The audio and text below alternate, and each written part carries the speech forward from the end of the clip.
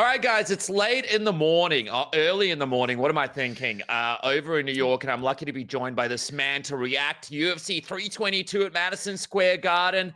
I'm wearing the Rocky vs. Apollo t-shirt, and I feel like we saw something special just before. Of course, you know I'm from his amazing work, Aaron Bronsteter. Thanks for staying up for me, man. I really appreciate you joining me after covering the event, being there live, doing the damn thing. Yeah, man. I'm sitting here in my easy chair, just relaxing after a nice night of fights here in New York City. But awesome event. Really enjoyed it. And it's been a fun fight week overall. Awesome. All right, that's the show. No, I'm kidding. All right, dude, there's a lot to talk about, so I want to get to it because I want to let you get to bed. First things first, Islam Makhachev absolutely dominates JDM. 19 minutes and 10 seconds of control time. There's some crazy statistics in there. One of the most interesting ones was the 10 of 10 leg kicks landed by by Islam Makhachev to the calf, I guess, area, maybe the ankle calf area that seemed to really impact JDM. What was your reaction to the performance we saw from Islam Makhachev? I mean, we knew he was going to try and take JDM down, right? But the leg kicks, he looked decent on the feet. I think, there were some other aspects from his performance that were pretty impressive. Yeah, kind of an interesting dynamic because I'm sure we'll touch on the co-main event, but you see Zhang Weili moving up a weight class and just being completely dominated by the bigger fighter. And then you see in the very next fight, Islam Makhachev moves up 15 pounds from lightweight to welterweight.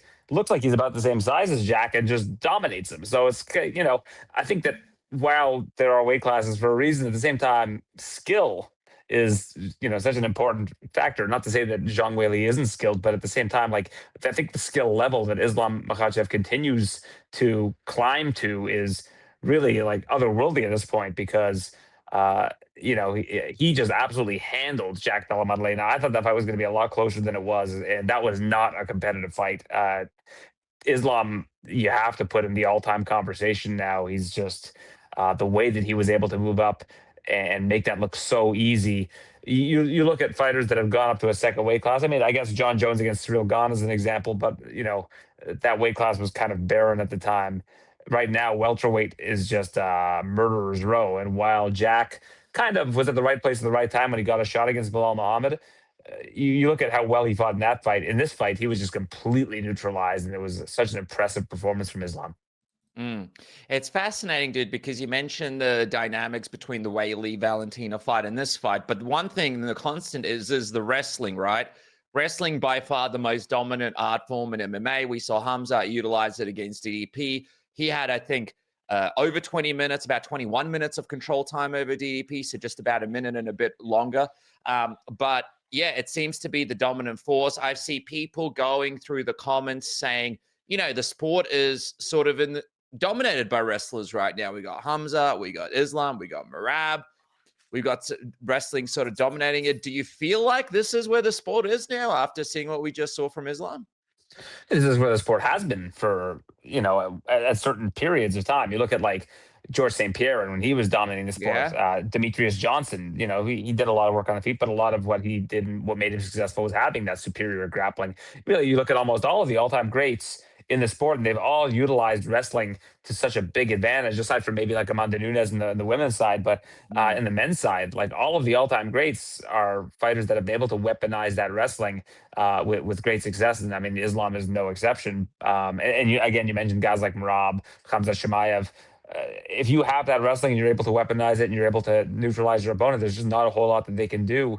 If from a matchup standpoint, they don't have an answer. And both Weili and Jack Della Maddalena tonight just had no answer for what their opponents were throwing at them. It's an interesting one with Jack, right? Because obviously he's young in his career. I still think he's developing. He's going to learn a lot from this fight. One of the big mistakes I think he made here was he just paid no attention to those leg kicks from Islam. Kind of reminded me a little bit of Rampage versus Forrest Griffin, where you just don't really check those kicks properly, and then before you know it, your leg is compromised.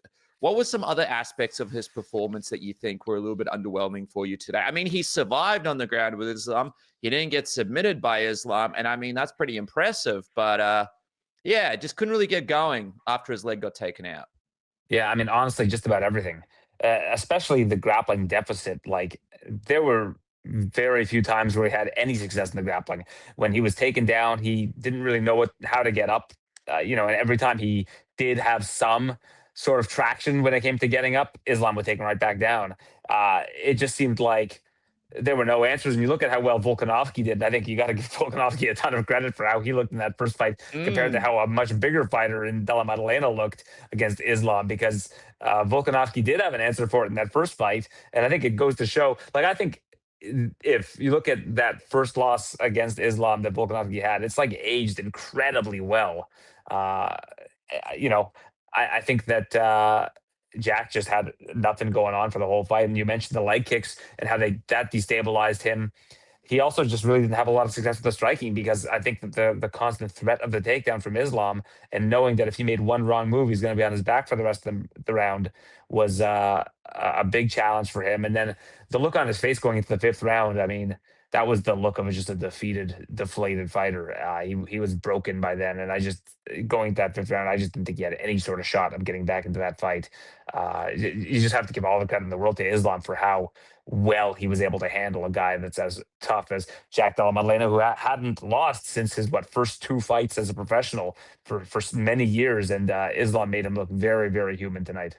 Yeah, I mean, I think a lot of people have just kind of moved on from him. But what do we think the future holds for Jack? He's young. He's just spent some serious time in there with the likes of Belal, who he beat. Now he did 5 rounds with Islam. Obviously, he's going to get better from this loss. I do think he will get better from this loss. It's a murderer's row. It's going to be a long road back to the belt. But, you got your Carlos Prates around. You got, a bunch of people in the welterweight division for him to fight, which will be exciting for him to bounce back against. What do you think the future holds for him? Who would you like to see him fight next? Yeah, I think Jack's got a very bright future. He's still in his 20s. I think that he's got a lot of room for improvement, and I think that he'll learn a lot from this loss, like you said. I think that there's not really a wrong answer with Jack. I think if you put him against a Kamaru Usman, if you put him against an Ian Garry, or against Carlos Prates, I think that, like, really, when you look at this whole welterweight picture, there aren't a whole lot of wrong answers with who you can match these guys up with, because there are so many exciting fights to make. You look at, we're going to talk, I'm sure, about Michael Morales and Prates, and there are so many fun matchups for both of them that, like, right now the UFC, Dana White said this in his post-fight press conference, it's a very good problem to have, because there are just an absolute potpourri of great welterweight fights that they can make from here. It's almost like you're at the buffet. Speaking of people at the buffet, Ilia Topuria couldn't help but tweet something out right after the fight, talking about how Jack needs an entire camp dedicated to just wrestling. He's a disappointment of a champion. And then saying that, Islam, you need something you can't train emotion. You're the most boring thing in this game. Every day I'm more certain I put you to sleep. Now, Ali Abdelaziz told me he thinks that Topuria is still in the wings, hoping to get this Islam Makhachev fight. But we know Paramount is around the corner. We know that they want Topuria to defend his belt potentially in this card, maybe in January. Do you think there's any chance we see Ilia somehow jumping the queue and getting this Islam fight because it's so big and the White House is around the corner? Or do you think he's still just sort of building in the hopes that he gets that opportunity in a fight or two?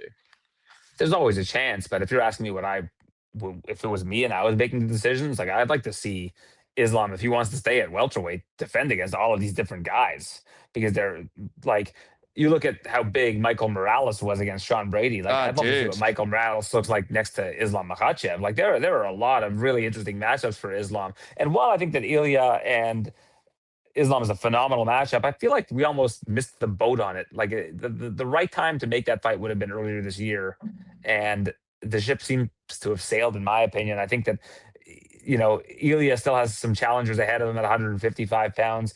But the thing about it is, like, there aren't a lot of intriguing matchups right now at 55. I think that really Arman Sarukian is the biggest challenge that he can face going forward in that division. If he ends up beating Arman and making it look, and doing it in with style, that's when I think maybe you can talk about moving him up to 170. But that being said, you want to build super fights. I think that fight's right there too.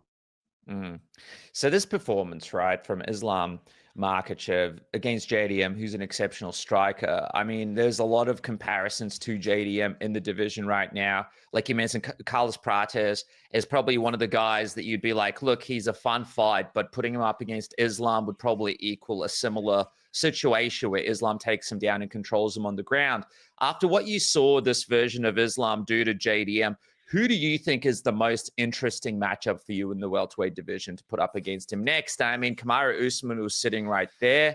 Do you think he's probably the guy they're going to try and throw at Islam next? If it's me, I think it's Michael Morales. I just haven't seen Michael any Morales over everyone? I haven't seen any weaknesses in his game. He's undefeated. He just beat Sean Brady, who, if it wasn't Islam getting the title fight tonight, I think Sean Brady was right there. Like, he probably would have been next in line after the win over Leon Edwards. That's the one that intrigues me the most, honestly, is Michael Morales. The other one that really intrigues me is Shavkat, but I feel like Shavkat kind of needs a fight before he gets a title fight, to come back from injury, get a good win, and then go from there. See just how bad this injury is, because he didn't fight all of this year. You could say the same thing for Jack. I mean, Jack took 14 months off, was at the right place at the right time, got a title shot, and ended up capitalizing on it. Maybe you could put Shavkat in that spot, because I think Shavkat is just an absolutely elite fighter. And I think him versus Islam would be one hell of a fight. So those are the two that I think would be the best fights, or either him versus Morales or him versus Shavkat. I think you got to get someone with some grappling in against Islam. I think because what fans just saw against JDM, it's a bit harder to, put a Prates in. Yeah, but who is that? Like, who is that right now? That's my question. I guess if I'm Kamaru Usman right now, my claim to this is, hey, I'm a good wrestler. That I might negate things. I might make this an interesting fight. Now, I'm not in favor of Usman doing it, but do you see that argument? And with Dana White saying he's the greatest welterweight of all time, I don't know. Maybe that's what they'll do.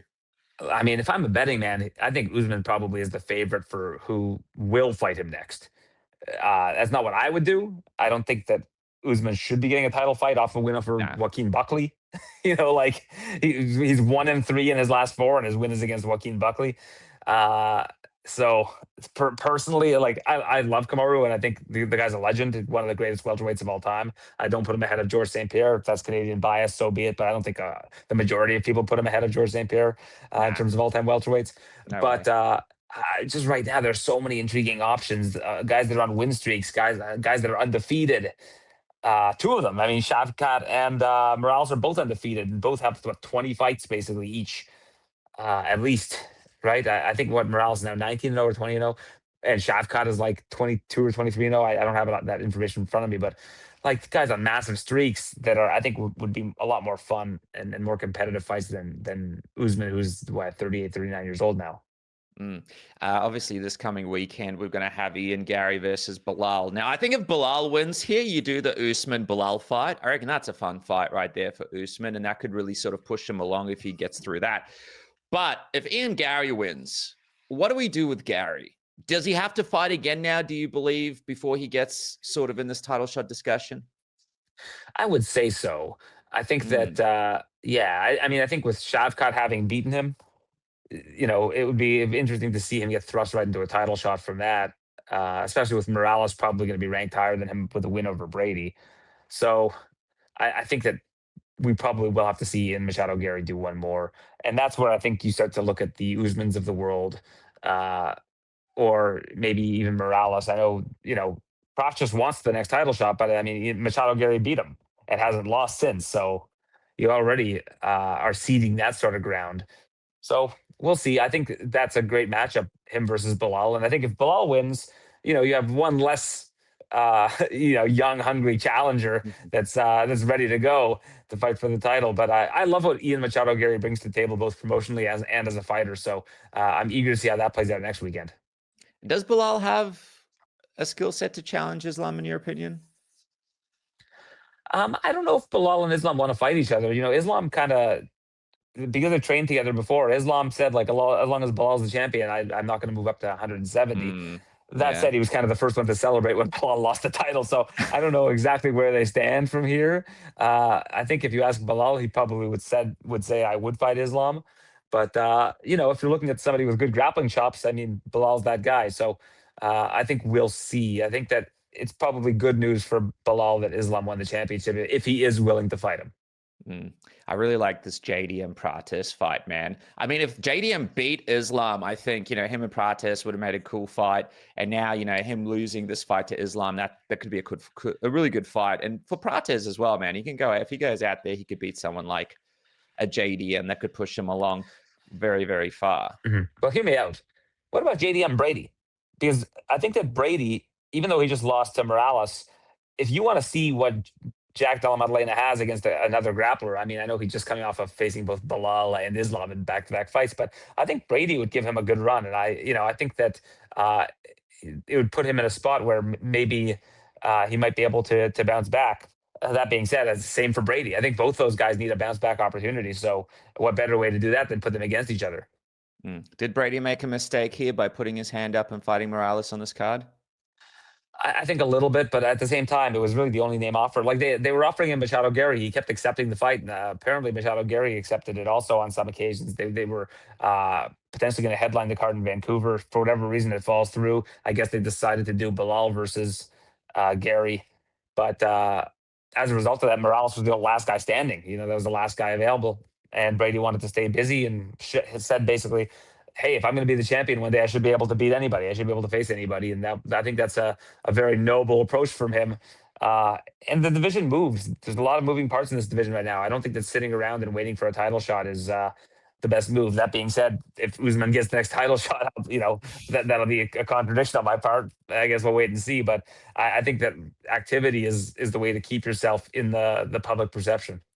It will be interesting. Brendan Fitzgerald was talking about what will a UFC event look like when pay-per-view's gone. So, maybe they do put in challenges with a bit less name value and just keep things moving. Hey, just quickly, speaking of welterweight and people losing steam, we had Brady, but what about Leon Edwards, man? He comes out there, has a pretty good start in this fight, but then gets knocked out for the first time in his career in a brutal fashion by Carlos Prates. And it was one of those knockouts where, man, it just couldn't have come at a worse time for Leon Edwards, right? And he looked pretty good in this fight, but he had a lot to lose in this one. And the way that he lost as well, the devastating way he got knocked out. Yeah, it was. I reckon he was probably he probably lost the most for me tonight on the I card. agree. Yeah, that was a crossroads. Even more than fight, Weili. Yeah, I think so. I think Weili can go right back to fighting at 115 for the title, but kind of a crossroads fight, I think, for Leon Edwards right now. And I noticed that I guess Sean Sheehan actually pointed out on social media that Dave Lavelle wasn't in his corner for the first time in maybe his entire UFC career. I don't know what happened there. I kind of have said that like the yelling at Leon Edwards between rounds to get him hyped up worked once, but it's not going to work every time. And obviously, when he fought Sean Brady, it certainly didn't work. And when he fought Belal, it didn't work, right? So it's like, Yeah. maybe he was looking for new voices in his corner. And like you said, I thought he fought a really good first round, but he has historically had trouble in southpaw versus southpaw matchups, and he's been more prone and susceptible to getting hit. And Prates, when he hits you with one of those shots, he makes it count, and he really did tonight. I thought that he's done a really good job of raising his stock since that Machado Gary loss, getting those two big wins in highlight reel fashion in his last two fights. What about Bo Nickal, man? He had a lot riding on this one as well. Him and Leon Edwards, probably two of the guys that had a lot riding on this one in terms of what's next for them. He was able to go out there, K1 Bo Nickal, head kick KO, a good way to, main event the prelims.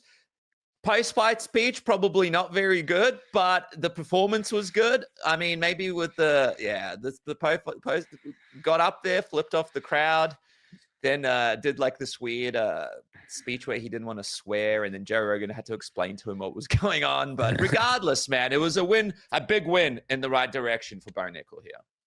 I think Bo Nickal now has a real understanding of what MMA fandom is all about. Like, he goes from being like, oh, this guy's a lock to be a future champion, to be, oh, this guy's a bum and has never been any good. That's MMA fandom for Well, you. he told the fans, he was like, make a decision, like me or don't. It's like, Bo, man, just leave. That's not how it works. Yeah, stop talking, brother. Yeah. But when Bo came backstage, I saw him and I was like, hey, man, they love you again. You got a beautiful knockout. And he's like, yeah, it's like, that's how it goes, I guess. I think Bo now has a little bit more of an understanding about what he's up against from a fan perspective. But I really liked this performance from him. I thought that he was really composed, and I thought that he was also showing a lot of commitment to what he was doing. Like, I think he was very confident in his approach. And when, the question that I asked him after the fight when he came backstage and we chatted was like, how much does it help your growth as a fighter to have that sort of prolonged success in the striking, where, it was really one-way traffic for him against Vieira for that whole fight. Like, he was piecing him up. And he said, yeah, like it's one thing when it works in the gym, but when it works like during a fight, like that can give you a whole lot of confidence. And I think that he's really rounding his game out, and I still think that he's got a lot of upside. I think that if he can add a little bit more power to his shots and continues to approach his striking with that level of commitment. And when I say commitment, I don't mean like training and the level of training he's doing. I mean like committing to his strikes and believing in his power and his ability. I think that he's going to go a long way. But, I think that the RDR fight was a big wake-up call. Bo is probably an average size middleweight. And you saw he looked bigger than Vieira today, but then you think about how much bigger RDR looked to him, So it's like, I think that he's going to have to learn that lesson. I'm sure that that loss is probably going to help him more than if he was just, got into the rankings and was facing fighters that, consistently were ranked high or in that top 15. I think that he still does need a little bit more seasoning. All right, guys, taking a quick break to thank our sponsors. First up, Manscaped. Look at this white hot lawnmower 5.0 Ultra. Make sure to jump on this bad boy today. 15% off with the code word submission plus free shipping now. And you can get 15% off the entire website. I'm talking about the most comfortable underwear that you're going to wear. I'm talking about the beard hedger, which is what I use to make sure that my beard is in shape and ready to go for the program. And of course, you got the weed whacker for your nose hair too. You got all sorts of potions and lotions that get you sorted as well. Manscaped is your one-stop shop for everything that you need when it comes to your body and feeling good. Just one more time, have a look at this bad boy. Of course, you could get the different color variations as well in the black, but this is a limited edition right here that you could pick up in Manscaped today. 15% off with the code word submission. You could use it in the shower. You charge it once, put it in your bag. Doesn't go off like a vibrator, which is hopefully not an issue for you. Make sure you can use it discreetly and easily. Keep your boy smooth downstairs. Manscaped is the place to do it. So make sure to jump on right now. Support the guys right now. 15% off with a code word submission. Free shipping. Lawnmower 5.0 Ultra in the white hot, or you get the original OG black, which is also awesome. And the beard hedger as well. Like I said, one of my favorites out there too, the weed whacker. Just so many products on Manscaped that you can't say no to. It's Christmas almost around the corner. Surprise that special person in your life with some Manscaped in their life. And also, of course, the boxes are beautiful. Open these bad boys up. It's just a great gift altogether. Just have to wrap it lightly, put it under the tree. You're all sorted, and you help the program. 15% off with the code word submission. And I want to welcome back our friends at NordVPN, who are giving you the best discount off your NordVPN plan. Go to nordvpn.com/submission right now. You get an extra 4 months on the 2-year plan for free. That's right. Extra 4 months on the 2-year plan for free. There's no risk with Nord's 30-day money-back guarantee. Of course, you could click the link in the description below. Try it risk-free right now with a 30-day money-back guarantee. And, of course, pick up that great deal where you get all those months for free. Of course, NordVPN, best VPN out there. And if you guys want to watch your sports, I know the NBA season is crazy right now. It's across about 25 different networks. All your favorite movies, all your favorite TV shows dispersed over about 100 different streaming platforms. What about discounts to signups for different streaming services, for different products, for travel, all sorts of stuff? You could get it cheaper by changing it to different countries. And of course, NordVPN protects your information during this Christmas period as you're shopping. Make sure no one steals your credit card information. Takes away all your information, so you got to reset all your passwords. NordVPN has you sorted. It protects you, it looks after you, and it gives you access to all of the best sports around the world. Next year, it seems like having a VPN would be a good idea to have to watch all your favorite sports all over the world. NordVPN.com has you sorted. NordVPN.com/submission right now. Pick up this deal today. Get across it now. You're not going to regret it as we go into the Christmas season with so many big sports being played and you guys having to be across about 3,000 different networks and streaming platforms to watch it. Before we get into the crazy brawl that happened, cageside and Dana White's reaction, there was a little bit of backlash around DC commentating this main event. Obviously, he's close with Islam Makhachev. I was having a listen to the broadcast. He seemed kind of down the line, pretty fair. There were moments that were a little bit. There's not much he could have said that was negative again about you can't say that he was being biased because there wasn't a whole lot There was not much from what Jack was giving it, putting out there. Exactly. He did ask a lot of questions, but I guess we were all asking them. And also the commentary team did come down on Ben Vickers a little bit hard in the corner for not giving the appropriate advice that they think that they should have. But do you think there's anything there? Like, let's say someone's a commentator, but they're best mates with someone. Should they automatically be moved on because of a bias, or is this just entertainment at the end of the day? And we're all professionals, and we all have relationships with fighters. Like, we've been around the game for so long. It's impossible not to. It doesn't impact the fight, right? Like, ultimately, it might impact the viewer's experience, and but I've actually found that when DC calls the fights for people that he's trained with, he's usually harder on them than he is other fighters. I think when he called Deron Wynn, who was like basically his protege, he was really hard on Deron during those fights. So I don't think that pointing to DC and saying that he's not gonna call it down the middle, that we really have any evidence to suggest otherwise. So I was surprised to see that narrative, to be honest. All right, let's talk about this brawl, man. I'm going to share my screen right here. Dillon Danis decided to not sit in his seat and snuck around the arena, not realizing there's about 2 rows of Russian guys with Islam Makhachev here. This is the footage from Mike Bond, who was on media. I'm sure you were around there as well, Aaron. Crazy scenes here where there was an absolute beatdown on the side of the cage right here. Of course, Dana White, we'll go to his comments in just a second. But Aaron, were you there when this was happening? Are you in the back when this is happening? So when this went down, not only was I not there, I was in the back on like live TV on Sportsnet. So I didn't see any of this happen. And then I go on my phone after this live hit, and people are like, "Are you okay?" Several people I appreciate that they were checking on me. Like, I saw that big brawl broke up in your media row. Are you okay? And I was like, I don't even know what you're talking about. Like, I saw that even on the broadcast that they were showing that, the guys reacted to it. And I missed it all because, like, for 15 minutes after the end of the televised prelims going into the main card, I was on TV. So I didn't see a thing. I was nowhere near it. I was in the back. I'm safe for everybody. Everybody that's watching, I know you're tuning into Submission Radio to make sure that I didn't die. So I appreciate you all. Welfare check right here. Yeah, exactly. Stuff to know. Dana White not too happy. This is what he had to say. Dillon Danis was here, and he was moving around, sitting in fighter seats and not sitting in his own seat that he had. He had a ticket. And they said, "Do you want us to throw him out of here?" And I said, "He has a ticket?" And I said, "Yeah." And, they told me, they said, Masvidal said he's going to fuck him up on site. And I said, "Well, where's Masvidal sitting?" He said, "Well, he's 6 or 7 rows away from Masvidal." I said, "Well, if the guy has a ticket, let him sit in his seat and let him do what he's doing and keep an eye on him." It never even crossed my mind, as stupid as this could be, that the entire Muslim Brotherhood was here tonight in the first 5 rows for Islam. And as soon as it broke out, I was over on the other side, and I go, fuck, I know exactly what that is. I knew it. And, yeah, you will never see Dillon Danis at a UFC fight ever again. So Dana White saying it right there.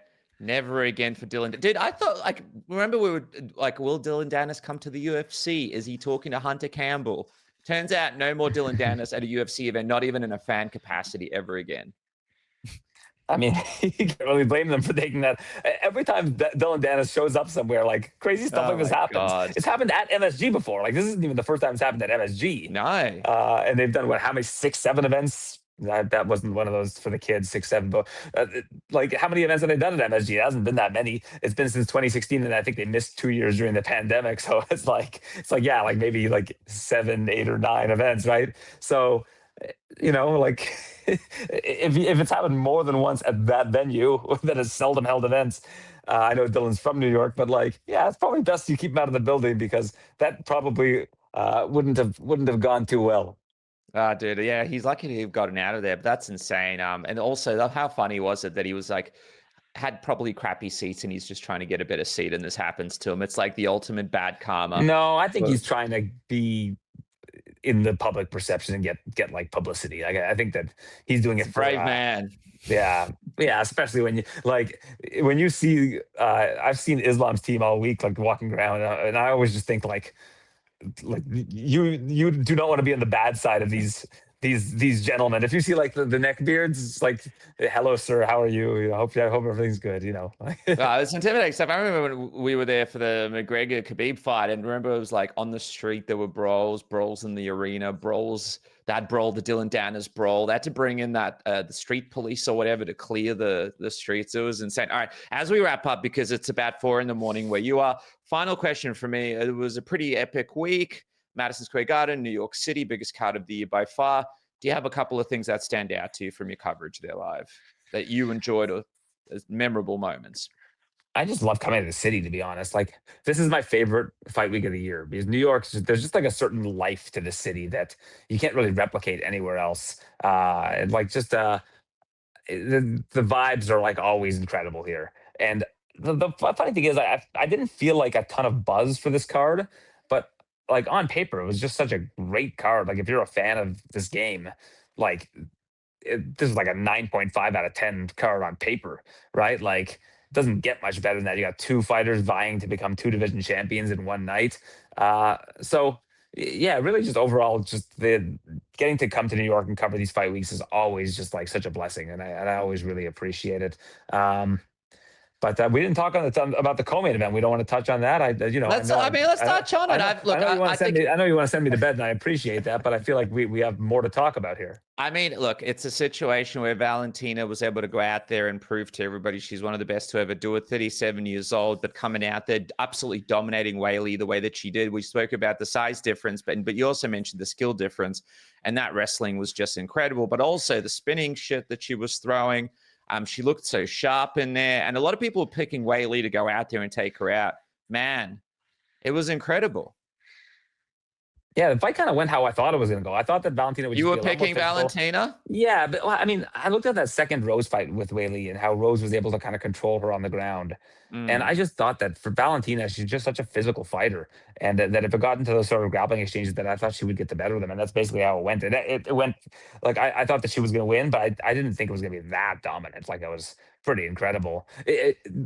The story of that fight to me is like, you've got the number 2 pound for pound fighter in the women's division standing in front of you, and the advice from her coach going into the 4th round of the championship rounds is the octagon canvas is slippery, don't slip.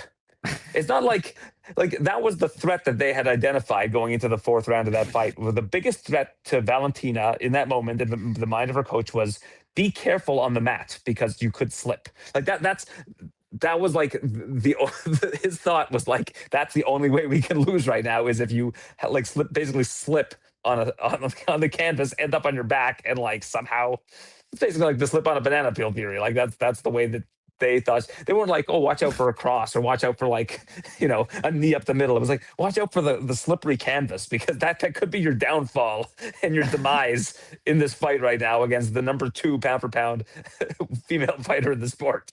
Like, dude, that's like just the epitome of dominance. What does this put Valentina for you? She right up there for you, top 2?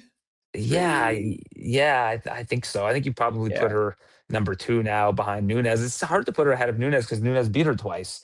Yeah. I know a lot of people feel like Shevchenko won maybe one or two of those fights, but at the same time, you have to go with the result. And, Nunes won those 2 fights. That being said, I mean, we now know Shevchenko is like a natural 125er. She's not, she's probably a good size 25er, but like that's her optimal weight class. Whereas Nunes is 135 and 145 pound champion, and Valentina hung with Nunes in 2 fights, and those were competitive fights, right? So when you're talking like pound for pound, I think maybe you put Valentina ahead of Nunes as like kind of all-time best pound for pound female fighter. But in terms of accolades, I think that it's tough to go against Nunes. I mean, the best case scenario for Shevchenko right now would be if Harrison beats Nunes, Shevchenko moves up, because there's like nobody at 135 pounds that's like worthy of a title shot right now. Yeah. That's probably the best case scenario for Shevchenko, because I think if she moves up and beats Harrison, it's like she's just undeniable at that point. Dude, she's incredible. Her run's been incredible, and she's always just been herself. So shout out to her. Hey, as we finish up, last one, pound for pound, we spoke about it. Right now, it's Ilia Topuria, number 1, Islam Makhachev, number 2. On the UFC rankings, are we expecting come the update? Islam will now be number one. Is Ilia number one right now? Yeah, let's have a look at this. I'm just I think looking Islam's at it. number one. No, man, I'm having a look at it as we speak. And look at this. Men's pound for pound top rank. Ilia Topuria number one.